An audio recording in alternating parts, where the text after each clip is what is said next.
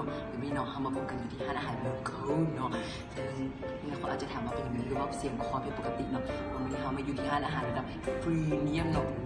พรีเมียมไปเป็นยังวะอ๋อวันนี้เนาะเขาก็ไม่ได้ให้อะไรเนาะเราจะมีแต่เฮ็ด EP ที่3กันเนาะนี่ EP ที่3นี่อ่านออกบอกกันอ่านออกก็บอกกันได้เด้อหรือว่าคอมเมนต์อยู่ใต้ลิงก์กันได้คอมเมนต์อย่างหนุ่มเลยเนาะถ้าหลายคนอยากจะถามว่ามื้อนี้มาเฮ็ดอย่างเนาะนี่คือใบหลายแท้เขาอยากจะบอกว่ามื้อนี้เนาะเขามากินอาหารระดับพรีเมียมเนาะที่ว่าเคยว่าแบบนี้เลยเนาะซึ่งเขาจะมาดูเมนูกันเลยเนาะ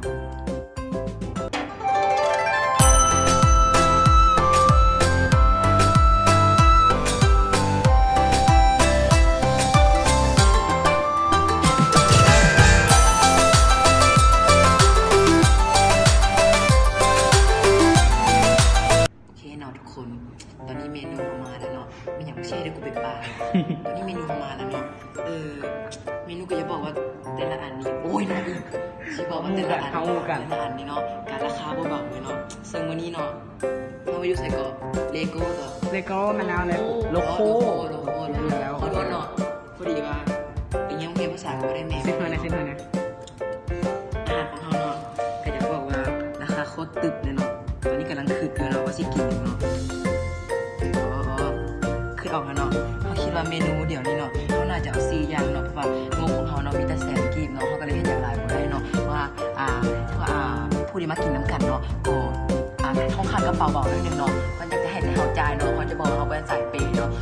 เนาะกูอยากได้สปอนเซอร์นี่เนาะเขาเป็นน้องไม่ดีเขาคิดว่าเขาน่าจะจ่าย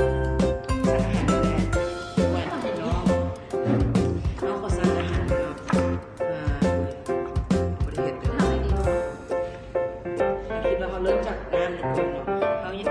ขาขอเป็นช็อกโกแลตช็อกเย็นแล้วก็บาร์บีคิวไม้หนึ่ง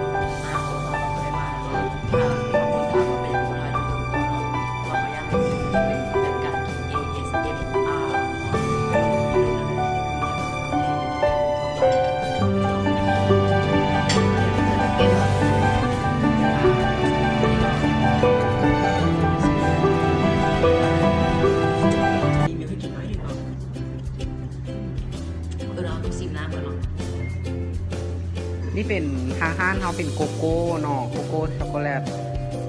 จะบอกว่าแซ่บหลายเนาะแซ่บคุณเคยกินอาหาร เริ่มจากบาร์บีคิวเนาะ แต่จะบอกว่าเขาเป็นวันที่ยากเนาะจะกินเส้นก่อนจะบอกว่าเส้นนุ่มหลายเนาะโคตรแซ่บเลย มันก็ฟักใจบ่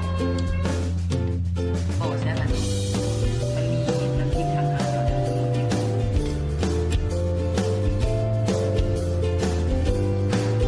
จะบอกว่าจริงๆมันแซ่บมาก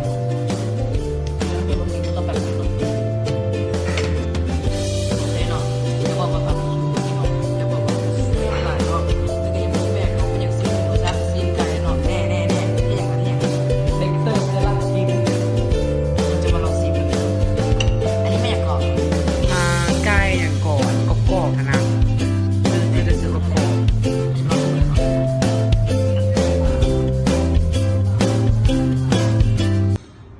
ๆทุกคนคงจะได้ยินเสียงความกรอบแล้วเนาะ อันนี้เป็น ASMR เนาะเขาจะลองกินดูสิ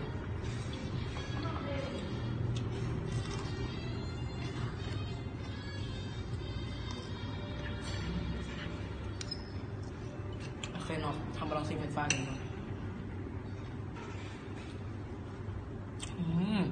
รสชาติคือเฟรนช์ฟรายเลยเนาะผ่านแล้วเนาะกับการอิ่มทิมกันเนาะหรือว่ามาซิมอาหารเนาะคือดีอาหารโลโก้เนาะนายอยากบอกว่าอาหารมื้อนี้เนาะก็